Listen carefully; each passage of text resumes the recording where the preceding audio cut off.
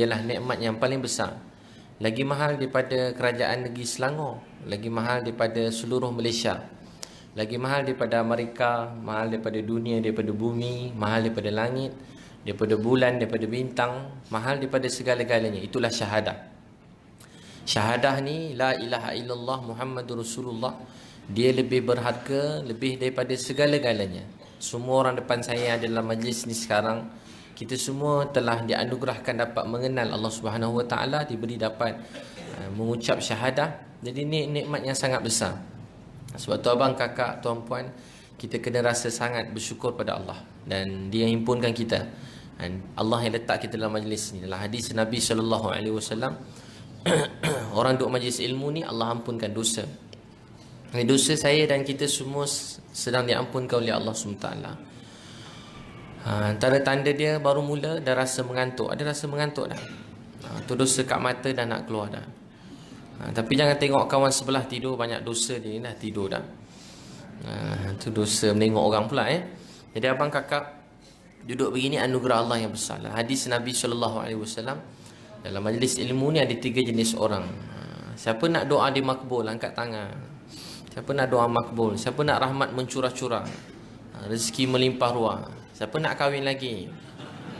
Oh tak apa, jangan jaga angkat tangan. Jadi siapa nak rahmat mencurah-curah, doa makbul, nak Allah sayang, kena berlumba-lumba, berubut-ubut duduk depan. Jadi mari kita dekat-dekat sikit, mana-mana yang kat luar, mari kita rapat-rapat sikit, dekat-dekat sikit, gerak-gerak sikit. Kakak-kakak pun nak ke depan sikit pun tak apa. Abang-abang ni boleh ke depan sikit. Jangan jauh-jauh sangat. Taklah rapat sangat, tapi jangan jauh-jauh sangat. Siapa yang boleh rasa, yang kecuali yang uzur, yang susah nak bergerak, tak apa. Yang lain kita dekat-dekat sikit. Kakak-kakak pun nak ke depan sikit pun tak apa. Boleh ke depan kakak. Abang-abang semua sekali. Boleh keluar daripada tu pun tak apa. Siannya kat luar-luar tu. Jadi abang kakak yang dikasihi, disayangi sekalian, Masya Allah, yang kat bangunan-bangunan luar sana, dengar daripada dalam ni bagus. Dalam ni sejuk, ada aircon. Lagi dekat-dekat, lagi banyak rahmat Allah SWT datang dalam hidup kita semua. Dekat-dekat lagi. Jadi abang kakak dapat bersama dalam majlis begini, satu anugerah Allah yang besar.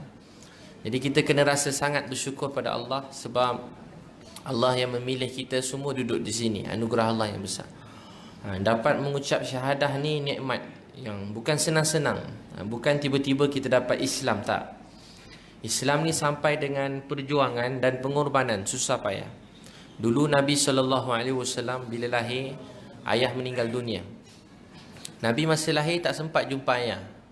Saya selalu tengok mana-mana orang, kalau dia kehilangan kasih sayang mak atau ayah kat luar sana, banyak yang cemerlang, tapi banyak juga yang hidup dia jadi kucak kacir. Banyak yang berjaya, hebat, dijadikan susah tu buat dia kuat. Tapi ramai juga kat luar sana, saya sampai dah tahu dah. Saya itu ceramah satu sekolah. Saya ceramah sekolah tu, ada budak kat belakang tu, motivasi sehari. Ada budak kat belakang tu main, baru minggu lepas. Ada seorang budak main je. Cikgu cuit dia, dijeling cikgu tu, budak Cina. Perempuan tingkatan 3. Saya pun Cina juga. Tapi dia belum Islam lah. Jadi saya nampak dia, saya pun pergi dekat dia. Adik, duduk dengan siapa? Dia kata dia terkejut, saya tanya duduk dengan siapa? Keluarga saya lah, dia cakap. Yalah, keluarga tu siapa? Saya tinggal dengan nenek saya, ustaz, dia kata.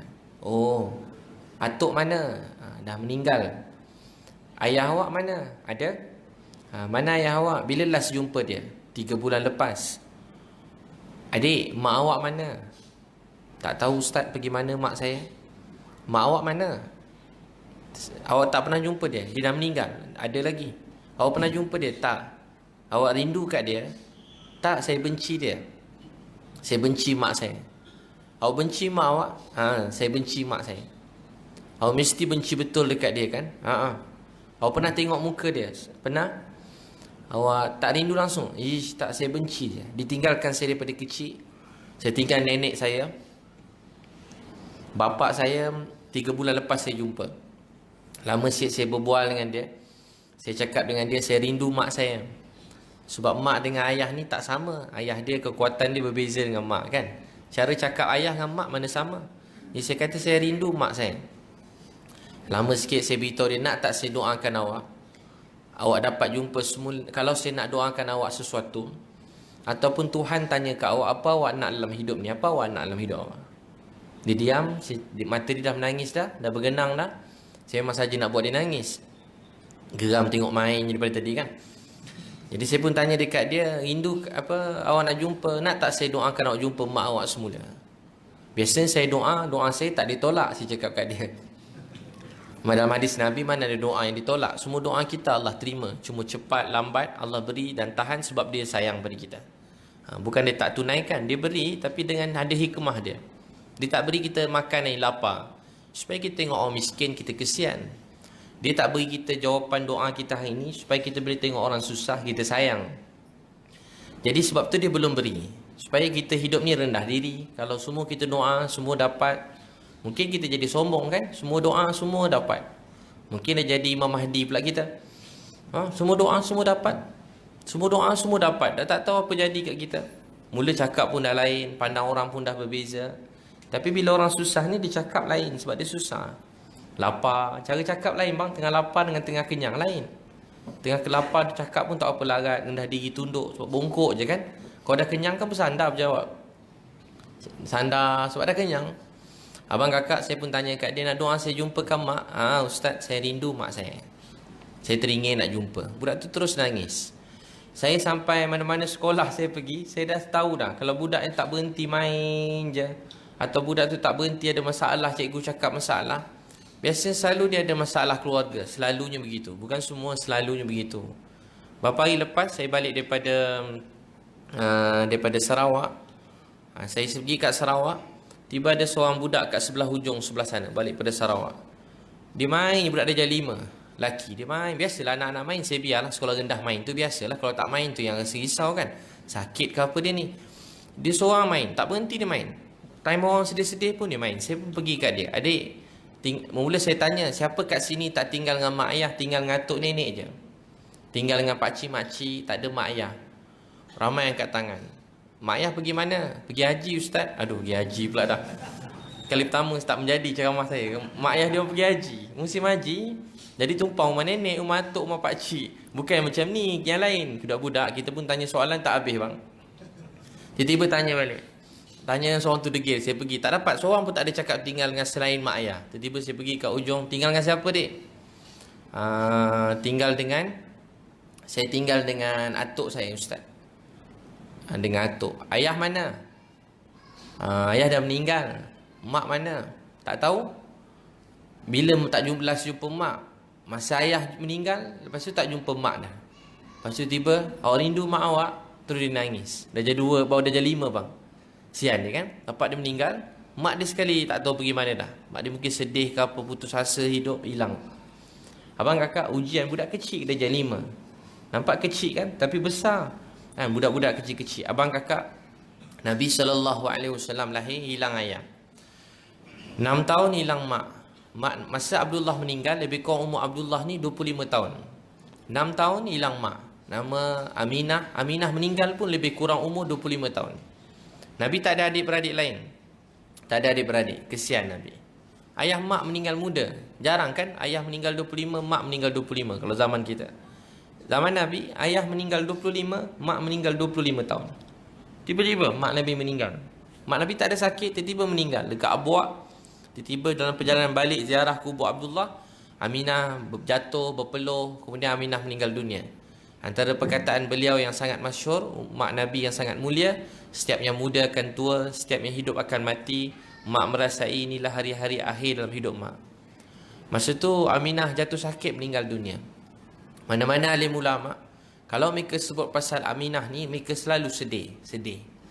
Sebab mereka teringat macam mana Nabi seorang diri, kehilangan ayah, kehilangan mak masa kecil lagi. Susah Nabi, kesian Nabi.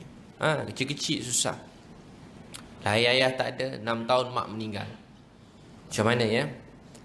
Baru lepas tu Datuk ambil. Tak lama Datuk pun meninggal. Kekasih Allah. Daripada Nabi Adam sampai kiamat, manusia yang paling Allah sayang. Daripada Nabi Adam sampai kiamat, tak ada wajah lebih indah daripada wajah beliau. Daripada Nabi Adam sampai kiamat, tak ada pertuturan yang lebih mulia daripada pertuturan beliau. Daripada Nabi Adam sampai kiamat, Tak ada manusia yang lebih Allah sayang daripada Nabi, sebaik-baik manusia. Tapi lahir, ayah meninggal dunia, 6 tahun mak meninggal dunia. Duduk dengan Datuk Abdul Muttalib, dia sayang angkat Nabi. Tak pernah orang duduk dengan pembesar-pembesar. Nabi duduk dengan Abdul Muttalib, mulia. 8 tahun lebih kurang lebih, Datuk Nabi pula meninggal. Nabi SAW susah demi Islam sampai pada kita. Daripada kecil Nabi susah. Susah Nabi. Last kali dapat surah tu, surah pertama turun kat Nabi, Iqra. Dapat je surah Iqra, bacalah Iqra bismi rabbikal ladzi khalaq. Bacalah dengan nama Tuhan kamu yang menjadikan. Bila Nabi SAW dapat je surah ni, Nabi balik demam. Kata Mu'anain Al Hasan, bukan demam biasa, demam teruk. Demam yang bukan demam macam demam kita, tak. Demam memikul tanggungjawab. Demam demi untuk sampaikan Islam. Balik tu demam. Balik tak tanggungjawab nak bawa Islam pada semua manusia sampai kiamat. Nak bawa Islam pada semua manusia sampai kiamat. Ayah tak ada lahir, mak tak ada, datuk tak ada. Demam. Kekasih Allah balik tu demam. Tak tahu nak buat macam mana bang. Balik tu demam. Nabi dah tahu tanggungjawab Nabi. Khadijah radhiyallahu anha ummul mukminin, ibu kita semua, selimutkan Nabi SAW. Daripada seorang yang demam, jadi 2 orang yang demam. Daripada seorang yang pening kepala, risau, menangis, bertambah menjadi 2. Daripada seorang yang tak boleh tidur, jadi 2 orang tak boleh tidur. Daripada seorang tak boleh makan, jadi 2 orang tak boleh makan. Khadijah radhiyallahu anha, ibu kita semua, tak boleh tidur. Pergi siasat, apa jadi kat Nabi? Dah tahu dah, Nabi dah tahu, Khadijah pun dah dapat tahu dah. Tapi beliau pergi tanya, pergi siasat, apa terjadi kat Nabi? Sahkan. Bawa orang dulu yang hebat-hebat agama waktu dulu, bawa jumpa Nabi SAW. Yakinkan Nabi. Apa tugas Nabi? Apa yang beliau dapat ni? Apa yang beliau terima? Nabi dah tahu. Saja dengar pendapat-pendapat yang lain. Abang kakak, Nabi SAW menangis, risau atas kita semua. Dan kerana pelukan Nabi dengan Khadijah, tangisan asal daripada 2 manusia ini, pengorbanan mereka berdua, hari ini tengok berapa ramai orang datang dengar ceramah, dapat sebut nama Allah. Saya pun ada kat sini sekarang. Abang kakak, kita orang yang paling bertuah dalam dunia ni, paling beruntung. Kita tak tahu apa yang kita miliki ni. Mendapat Islam ini nikmat yang lebih besar, mahal, berharga lebih daripada segala-galanya.